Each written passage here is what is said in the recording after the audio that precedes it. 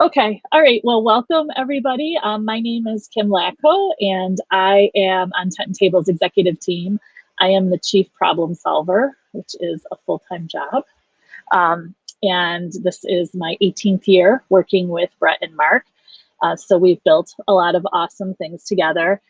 And I just wanted to share with you, we've done a lot of work on, especially during this pandemic year, but a lot of work on cash flow, how do we improve it? And really, how do we preserve our profit and not erode our profit to get sales? So we have a few things that have worked really well for us, and we thought we'd hop on and share those with you today. You can ask any questions you want in the comments. Matt will stop me and tell me your question, or even afterwards, I'll put my email and name and email up in the end. You're welcome to reach out if you have additional questions. One thing I'll share with you is we belong to an entrepreneur organization, and we help, it's entrepreneurs all over the world, but there's a group within who helps like other businesses start up and grow. And I am fortunate enough to be one of those trainers. So this is content that we get to learn about and practice and train. So if you have any questions at all, I'm really happy to help out anybody with using the tools or the content. So with that, I'll get started. So we have a saying that sales are vanity. So those top line sales on the profit and loss statement really, don't mean much if we're not keeping anything at the bottom. So profit is sanity, but cash is king. So I'm gonna talk a little bit about cash flow. And really, when we're thinking about cash, we're trying to figure out, do we have enough cash to operate, but also can we fund our growth and not have to go to outside sources, like the bank for lending? So that's the position we want to be in. So the very first thing we did at Tent and Table is we had to figure out what metrics, like what do we want to look at that we can all talk the same language, and we can have these discussions and get input from our team, the financial team and the executive team, on how to impact our cash.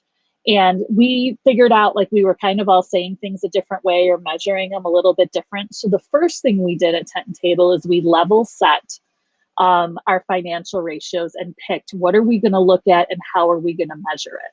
So I just wanted to show you how we did that.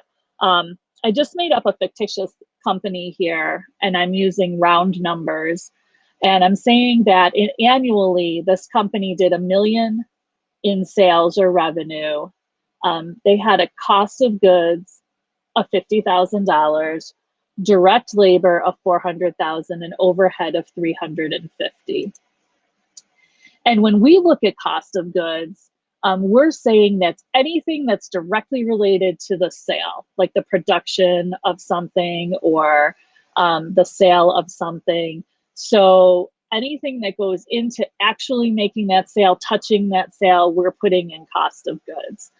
And I have some accounting friends who are like, don't put sales in cost of goods, don't do it. But I will tell you, we put sales up there in the direct cost because for reasons I'll share with you later, we measure everything instead of top line sales right now, we measure everything by gross profit. But our cost of goods is everything that goes into a sale.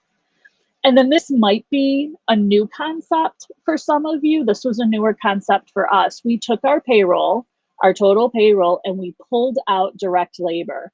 So those are the people actually touching the sale. So it could be your, like a tent crew, delivery people, counter help.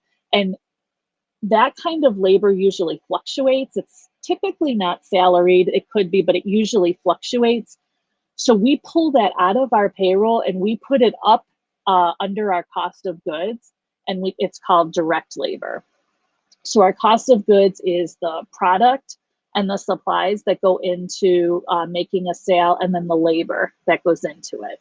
And the reason that's important, so these were the numbers, is because it lets us start getting some ratios that were really important for us understanding our profit and ultimately our cash flow. So this worksheet is just a little worksheet we made up that I'm sharing with all of you, hopefully in the comments. And we took it and we just started filling it in together. So on this company that has $1 million in sales, I need to know what the direct costs are. And I'm sorry if this is a little blurry, but your worksheet will be perfect. So we add up the cost of goods, which we said was $50,000, and the direct labor, which I pulled out of my payroll, is $400,000. I add those two together, and that gives me my direct cost. So I take my total sales and subtract my direct cost, and that gives me gross margin. We call it gross profit. It's the same thing. And it's really important for us that that gross profit be converted into a ratio. So I'm just dividing it by my sales and I'm getting 55%. So the very first metric that we track that is very important is gross margin or gross profit. And for this company, it's 55%. I also like to take my direct labor, so this 400,000, and turn that into a ratio, and that is at 40%. So the gross profit, the gross margin, that 550,000 was the sales minus the direct costs. And we kind of call that a line, the line. So everything above the line is your cost of goods and your direct labor. Everything below the line, we call overhead or general expenses. So we added up everything below our gross margin, and that's like our rent, our utilities, it's all of the indirect payroll. So like my accounting payroll, executive payroll, everything. Those are things that you would have whether or not you make a sale. You have to pay those things. That's indirect labor. And so for this company, we put 350,000. And again, I'm converting that to 35%. And then you put it all together. So $1 million in sales minus the direct costs of 450,000 that were on the first page, minus the 350,000 in indirect costs. And this gets you to the number you're looking for, the profit, net profit, bottom line of 200,000. And then again, we convert that to a ratio. So we figured out as a group, okay, these are the numbers we need to understand every month. And the ratio became really important. So I'm going to stop sharing here. And I just want to show you guys why the ratios became so important to us. So we track just those numbers and those ratios every month. And using our fictitious company again, if I take those numbers and I just put them in a spreadsheet and I'm kind of looking at them, as the dollar amounts, these don't mean a lot to me. Like I can't really tell what's happening here. It's just a bunch of dollar amounts. And I'm looking here and I see I have a problem in the month of May, and it's very hard for me to understand what happened here. So the ratios help me out a lot because now I'm going up. And if you remember in our example, I benchmarked my overhead at 35%. And I can see here in the ratios, I'm doing pretty well. I'm actually lower here. I benchmarked my gross margin at 55%. And here in the month of May, I dropped to 30%. So now I know I've got a problem above that gross profit line. So as I keep looking, I benchmark my labor. You'll remember that 400,000 at 40%. And here we have in May, 64%. So you can type in the comments what you think might have happened here in May, right? That I have such a big problem. And I don't know, Matt, you can let me know if people are typing anything in. But without the ratios, it's really hard for me to tell exactly where that problem is so I can make quicker decisions on that. So we make sure that we use the ratios on everything. Did anyone comment on why I would have a 64% direct labor, like what happens in May? We don't have any comments yet, but I know like the stream has a small delay to it when you live stream, so I don't know if maybe they're just seeing it now. That's okay. So So, a big problem usually when your direct labor spikes up like this is the hours aren't being managed correctly by your team. Overtime, Zach mentioned too much labor too as much one of the labor. issues. Exactly. Yeah.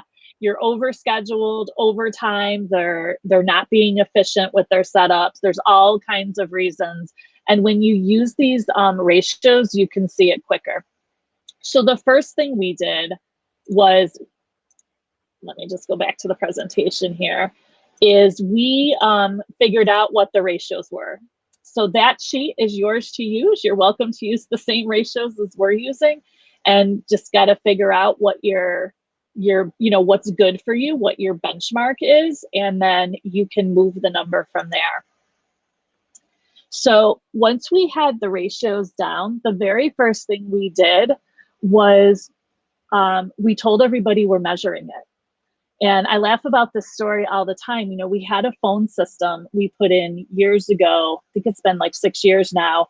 And it was awesome, this digital phone system. And if you didn't answer the first time, it went to like an auto attendant and recorded a message. So we started getting metrics that we were only answering the phone 83% of the first time. I'm like, that's horrible. Like, who wants to call and get a message? So I pulled the sales team and the service team in, and I said, hey guys, we're going to measure what percent of the time we answer the phone on the first ring. And so in 2 weeks, we looked at the progress, and it jumped up to 97%. And everybody's like, oh my gosh, it's so amazing. What did you do? What did you do? And all I did was say, hey guys, we're going to measure how many times we answer the phone on the first ring. And that's really the Hawthorne effect. And, it comes from an old study where they were measuring productivity in manufacturing, and they came in and they replaced all the lighting for the workers, and the productivity went up. And then, they didn't want to pay for that, and they took all the lighting away, and the productivity stayed the same or went up a little bit. And so that was odd. And the reason being is it wasn't because they made the lighting better. It was because the management team or the owners were paying attention to the employees and were telling them, hey, we care about this number. This is something we're looking at. We care about it. Just the act of doing that gives you a quick bump in productivity. So just telling people, your team, getting that gross profit number, whatever your ratio is, and saying it's here, and we're going to measure it and get to here, will automatically give you a lift in your gross profit. So that's the first quick thing we did, was we put it up everywhere and said, hey, we're measuring this number. And then the second thing we did was we discovered this tool called the power of 1%. And sometimes when we look at all the things that can affect like our profit and our cash flow, it was this huge task. Like, we had to overhaul something. And we realized that we can make really small little changes, and they all add up and give us a really nice bump to our cash flow and to our profit. So there are 7 variables, 7 levers we can pull to really adjust and help out our cash flow and our profit. And they are price. I can increase price. I can increase my volume, how many people I sell to. I can reduce my cost of goods, or buy my supplies and inventory better. I can reduce my accounts receivable. So if you carry accounts receivable, I can collect it faster. I can stretch out my accounts payable so I can get better terms or pay slower. I can turn my inventory faster, or I can reduce my overhead. I can do any one of these things, and if it'll have an effect on cash flow and profit. So these are like kind of the 7 key things that I need to look at with my team. The cool thing is, and this is the power of one sheet that I'm sharing with all of you to kind of work on this, but I'm going to show you my copy here. I don't have to do all of them. I can just do 1, 2, or 3 of them, and I'm going to have some immediate cash flow gain and some profit gain. So if we keep with our $1 million company example, and remember I have a 55% gross profit, 35% overhead, I'm getting a 20% net profit. here's my seven levers, right? The absolute easiest and most beneficial lever to change is price, and I'll show you why. But is the absolute easiest thing you can do. And I'm not saying increase everybody's price 15%, right? You can do a 1% increase, and along with your other bumps, it's going to have a really nice impact for you. And, you know, we talk about this all the time. Somebody asked me, you know, what do you pay for your Starbucks drink?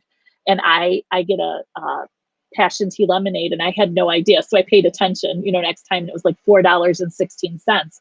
If they bumped me to 4.20, which is 1%, would I stop going? And I wouldn't, because technically I didn't even know what I was paying for the drink. So we can't be afraid to adjust the pricing a little bit. But think of it this way. On $1 million in sales, I already have that customer base, right? They're already in front of me. I've paid the gross profit, the cost of goods, and the direct costs. I've paid the overhead. They're in front of me. If I could get 1% more out of that base I've already paid for the sale on, so 1% add-on or 1% more, it all goes to my cash flow. It all goes, just about all goes to my profit. There's a little bit of an argument for the like processing fee on that, but for the sake of this argument, almost all of it goes to cash flow and profit. So the absolute best thing I can do is take the customer base I already have and just get them to pay a little bit more. That's the first lever you want to pull, and you want to pull it every year where you can, you know, in areas that you can. The second lever is volume, right? So I want to get more customers and sell to more people. This is really smart. I want to do price, but not just price. I want to do volume too, because I always want to diversify. But take a look at what happens here. When I get a new customer in to buy from me, you got to remember that I'm paying that the direct costs on them and the overhead on them. So for every new customer I get, I'm getting that cash up front, but I'm only keeping 20% of the net profit. So adding sales by volume is only giving me like a $2,000 net profit bump. And then you could do any of these other levers, but I'm going to show you the one we like to do all the time is overhead. And we had mentioned this when the pandemic hit. One of the things we do every month is we sit down and we look at our expenses, and stuff creeps in to your overhead, subscription costs, marketing, maybe you're not using anymore, the cost of an app, and they just creep in and you forget about them. And so looking at that overhead and places you can cut and be more efficient is a great way to improve your cash flow. That's an immediate direct improvement to your cash, and immediate direct improvement to your profit. So overhead is another place. So even if I did overhead by 1% in this company's model, that's an immediate savings of $350.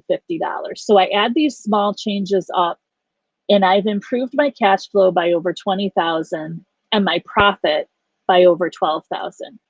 And if you accept that the value of your business is roughly 5 times your profit, you know, I've improved the position or the value of my business by almost $62,000 just making these little changes.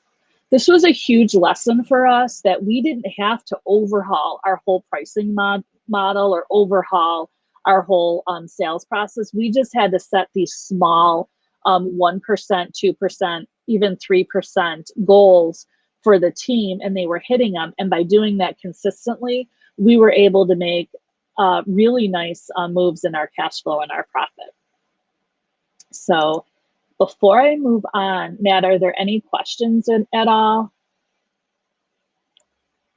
We have not had any additional ones so far, no. Okay, cool. So that being said, out of all those levers, price is my favorite. And so I want to share with you some pricing ideas and pricing strategies that we have found some success with. So this is Herman Simon. He is kind of the guru on pricing and pricing strategy. I have a book at the end I'm going to share with you, but you could really read or watch anything by Herman Simon to get great ideas on pricing strategy. But he said and taught us that growing through price is definitely better than growing through just volume alone. So you want to have a strategy, that you're constantly looking and looking for ways to improve on your pricing. So I have a few ideas. So one is multiple pricing, and that really is just the concept of having different prices for the same product.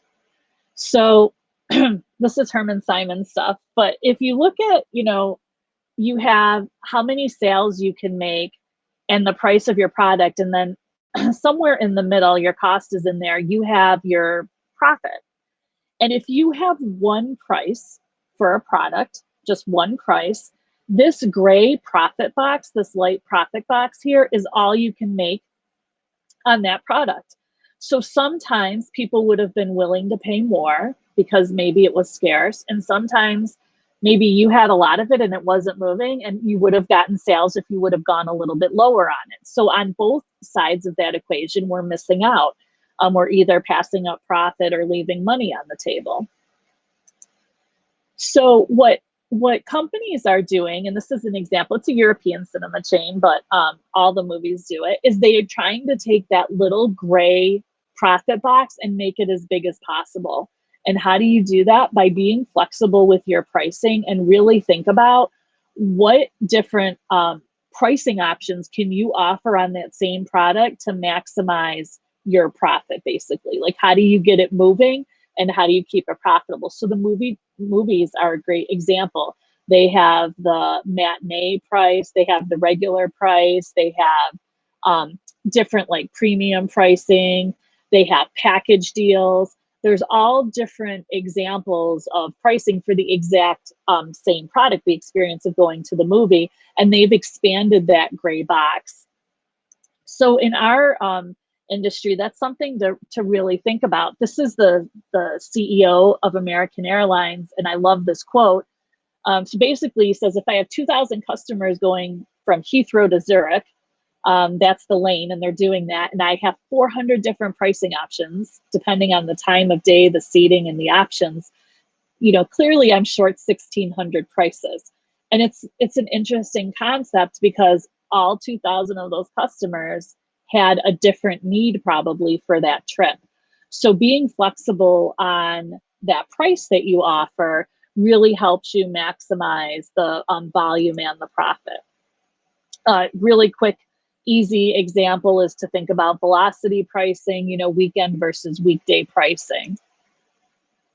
But another thing, if you don't know what your customers would pay, there's an app out there called Price Waiter.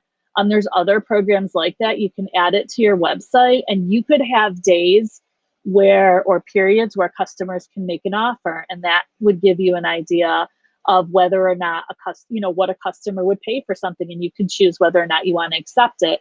But that's kind of a cool way to get some intel from your customers and get inventory moving. So make an offer option is out there. You can code that into your site as well, but Price Waiter I've seen in action is kind of cool. Another really good strategy for pricing is range pricing, and I'm like a total victim to range pricing. So you have your lowest kind of starter package, and then you always have your high enterprise package, which usually never has a price on it. And then somewhere in the middle is like your business and your professional model. And the key to range pricing is that the package that you feel is the most popular and profitable for you is the one you want to put in the middle, right? Because everybody they don't want to be the cheapest, they don't want to be the most expensive, but somewhere in the middle, they're going to find value in that. So I was taking a look at ABC's site, and they have a lot of different packages, but you could even just do 3 packages, where you have a starter package, maybe you have even more deluxe package than this, and then wherever you want to drive people to, make that your middle package. And this is where you usually see the most popular badge or best value badge. But range pricing is really successful, and customers like those options. So bundling is an awesome pricing strategy to make those packages for range or just bundling in general. And we do a lot of that where we include stuff, and then we really try to emphasize the value of what we're including and how you're getting a deal. And we really do give a deal on those items. So bundling is huge, and you want to look for any opportunity you can to bundle stuff in your offering. And so you can get that higher average ticket, and also give the customers a good deal. McDonald's is the absolute king of bundling. So you can add that drink on for 10 cents or 50 cents, and it's only costing them a few cents. And then another strategy, like if you're putting quotes or deals together for customers, this was really interesting. We were watching a study on this, and they had two teams that were selling cars, and they had one team that started off the car quote as a stripped down version, and you could add anything you wanted that you needed onto the car, and it was really easy to add the items on, no problem to add them on, and then they would build the quote that way. The other team started with the premier model, the actual totally loaded model of the car. You could take anything off that quote that you didn't want, and it was really easy to take the items off. It was no problem at all. So the study was which team ended up with a higher average ticket. And if we were live, you'd probably yell stuff out, or if we could talk with each other, but I'll give you the answer. The team that started with the premier model, the totally loaded model, had by far the highest average ticket. And the reason being, what the study showed is that our brains are in just as much pain to add items on and to spend more money as it is to take stuff away that we think we really want or we really deserve. It's the same amount of pain, right? So it's better to give our customers the whole package, the deluxe of everything they need to make an awesome event or an awesome experience, and then let them take stuff away, than to just give them the cheapest version and let them come up with the dollars to add on. So of course, our takeaway there was, when we're putting our deals together, is to really listen and make sure we have everything in there the customer needs and let them take that off. So that was another pricing and average ticket strategy that really helped us out a lot.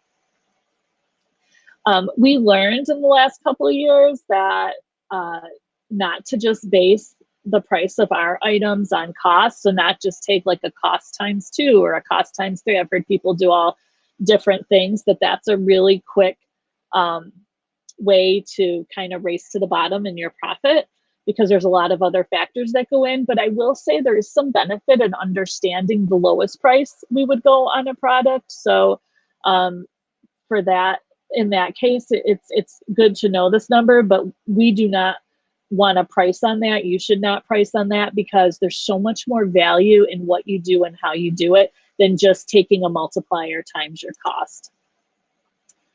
And then also like market and competitor pricing, like we get all kind of excited about it when we see somebody who's matched our price or gone below our price, and we immediately feel like we have to drop lower. It's like winning the buy box in Amazon. Like we feel like we just have to keep dropping until we have that buy box on Amazon. So the thing about market and competitor pricing is, again, it's a quick race to the bottom. So it's very important to understand your market and your competitor pricing. But when you get to the point where you're both selling the same item or renting the same item, and the customer can't tell the difference between the two items, so, company A is renting a bounce house, company B, a neighborhood over, is renting a bounce house, and the customer can't tell, then you have a problem, because then the customer doesn't know what to do. They just don't know what to do. So in that case, you really have to understand, when you're selling the same thing, how you sell it and how you deliver it, that's got to be different. And You can have the same price, you can be a little bit higher, a little bit less, but you have to understand the 3 to 5 things you do differently than the competition in the process of selling. And then you have to tell everybody what those are, because that helps a customer make a better decision about what to buy. This is the video that I'm sharing with you a little bit on how to do that. But pricing parity is huge. And when you have it, when you're both charging $149 for a rental, you have to be the one that does a really good job explaining on why they should go with you over anybody else. So that's where the customer finds value. We spend a lot of work working on our 3 to 5 differentiators. Like, why would somebody want to do business with us over somebody else who might carry a similar product? And, you know, we came up with things like, we carry a really large inventory here in our warehouse. We have a 100,000 square foot warehouse and multiple warehouses. We carry a large inventory so we can do a faster turnaround. So that helps us, because if I'm selling a bounce house for $1,200 and you're selling it for $1,100, but mine's in stock, I don't have to be the cheapest. That's a differentiator. If I can offer 0% financing to, you know, put packages together for people and others can't, that's a differentiator. You want to have 3 to 5 differentiators on how you do business, and then you want to market the heck out of them. And the more unique they are to you, the bigger barrier of entry you have, you know, from your competition copying them and coming in. But that's what you want to really push on your pricing. You want to really push that value side. And it was hard coming up with 3 to 5. We have a ton of differentiators, but thinking that way was hard. And then make sure that everybody knows what they are and they can repeat them to everybody. Okay, so I just have a few books to share with you on some of the material today. So if you are interested in working on your cash flow, this is Jim Collins. A lot of this is in Great by Choice, and he talks about really improving your cash so you have maybe 3 to 10 times the cash you need on hand, so you could take advantage of return on luck. And return on luck is really, you know, being able to pivot. Something's going out of business, you can pivot and you can buy it on sale, you know, pennies on the dollar. A great person you've been trying to add to your team now is, you know, making a change. You can pivot and you can add that salary. Having that cash flow on hand, you'll figure out what your metric is. Is it 3 times, 5 times, 10 times more than what you need? Allows you to capitalize on return on luck. So there's some really cool ideas in Great by Choice. Read anything by Herman Simon if you're looking at adjusting and working on your pricing. He's got a lot of great YouTube videos. He's brilliant. This is my favorite book by him, and it's How Price Affects Everything. And then really everything I'm talking about today is in a book called Scaling Up. It's an operating system we use, you know, to run the business. It's amazing. It's my favorite business book. I have it in print. I have it on Audible. I have it on my iPad. I listen to it a lot. So I can recommend that book as well. But that's it. So we just wanted to share those ideas with everybody today. And again, I'm Kim Latko with Tent and Table. I'm Kim at tentandtable.com. And as you go through these worksheets, or maybe, you know, play this replay back and you have some questions, you can definitely comment on this replay, but you can also feel free to shoot me an email, and we are happy to help out our customers in any way we can with your growth, because we want you guys to just keep growing and growing. So, okay, Matt, I think that's it. Yeah. So, I don't know. I know we can kind of stick around, I guess, for a few minutes just to see if any questions come in. But yeah, I mean, outside. So yeah, I mean, now if anyone has questions, now's the time to send them. Yeah, absolutely. It's a lot of information too, like, you know, and especially if you don't have your numbers in front of you, sometimes you just got to take it back and apply your own numbers to it, but it is a lot of info. But So I love everything in scaling up. I'll just take a minute and talk about it. It really talks about how business owners have to get four decisions right over and over and over again, cash, of course, being one of them.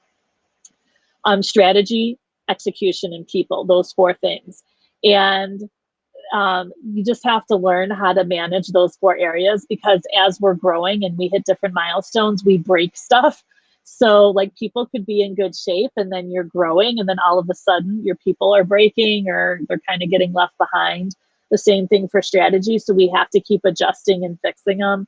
So I just love the concept of that scaling up model where we're always working in those four areas and measuring them and trying to improve them. We had one question come in from Justin. It's what's Yep. the risk and reward on customer pickups? Yeah, I mean, I can just tell you, and I can have Mark even come on and put more on that. For us, on the rental side of things, obviously the reward is that, you know, we're not dealing with the setup. I don't know about you guys, but we can't charge enough to make delivery profitable in our market. We just can't do it. So you're always, you know, breaking even or losing a little bit on delivery. But we love pickups, and our strategy really is to do whatever we can to bring products in that are easier for customers to pick up. It's more profitable because I don't have a team setting it up. I don't have the overhead of the gas and everything sending that team out. The customer definitely is doing like the labor on that. So that is definitely reward. The risk is, you know, the customer setting my stuff up, right? So they're not maybe as careful or as trained as I am or my team is in setting it up. So you risk, you know, not caring, like improper setup or damage to the unit. Matt is on our marketing team. He's done an amazing job with the marketing team. We're really working on videos for how to handle the equipment and set the equipment up correctly. So we're trying to hedge that to make the reward way greater than the risk. But I think for us, it's, you know, damage to the equipment from improper use. That would be our risk. We feel the reward outweighs the risk in Western New York, though, for pickup, and we definitely look to grow that kind of a business. He did follow. I think you sort of answered it, but he did follow up with price wise. Is it profitable? But I think you did say it was. It's way more profitable for pickup than delivery for us. Because, like I said, we can't get what it really costs. We can't get profit out of our delivery in our Western New York market. We just can't charge enough. So pickup is definitely more profitable for us than a delivery order. Oh, so Melissa is asking us how often should pricing be revisited? Yeah, that's a great question. So as often as you can, we do quarterly. So we do a quarterly plan. I have a MAP plan we do, and it's a measured accountability plan, and it's every 90 days. So we revisit it at least every 90 days or as needed. So if something as big is going on in the industry, we would adjust it then, but at least we have a scheduled look at it every 90 days. So I would say at least at least annually would be the bare minimum. Quarterly is way better, and then as needed. So make it part of your quarterly review. When we set our metrics, we pick what 3 to 5 things we're going to measure and focus on for this quarter. We have our metrics we always measure, and then we have 3 to 5 we're going to focus on for this quarter. That's when we do our pricing strategy. So going back to Justin's question again, he was asking as well, is it on just smaller units or would it work for bigger ones too? We do stuff people could fit into an SUV. That's what we do. I don't have the numbers or a lot of experience on picking up like really big items. So when we grow our pickup business, it's all the core items like a bounce house, a combo, a slip and slide, like an 18-foot slide, stuff that people could fit into a minivan or an SUV is our pickup sweet spot. Also like the 20 wide tents, the smaller tents and the speedy tents, those are all really good items for us. On the like picking up big stuff, we don't push that. We don't have a lot of experience on really big items. So we kind of use the SUV or minivan guideline for our pickup strategy.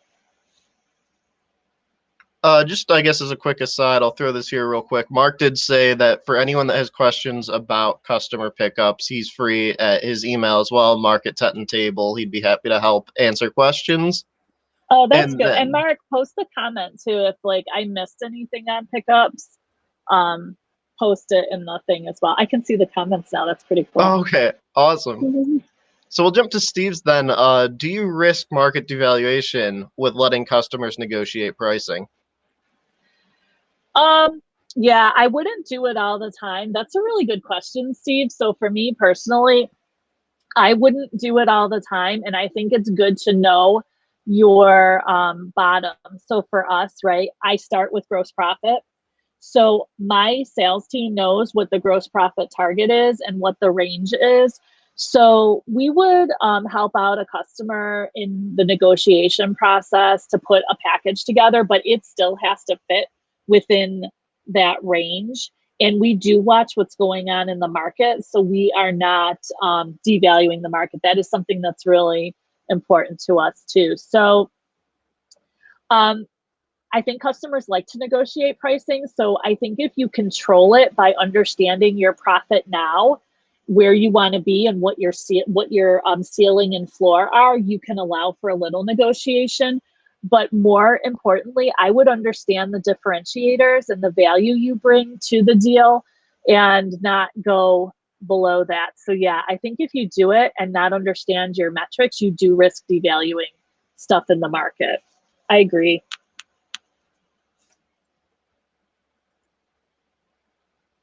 All right. Bundling is a really good, tool for that too, because again, the perceived value is always more usually on your cost if you get the bundle right? So if you're bundling with a mat or something like that, that perceived value is much higher. So you can keep your pricing strategy and your average ticket higher if you really pay attention to bundling and do a good job bundling. That's a big takeaway for us too.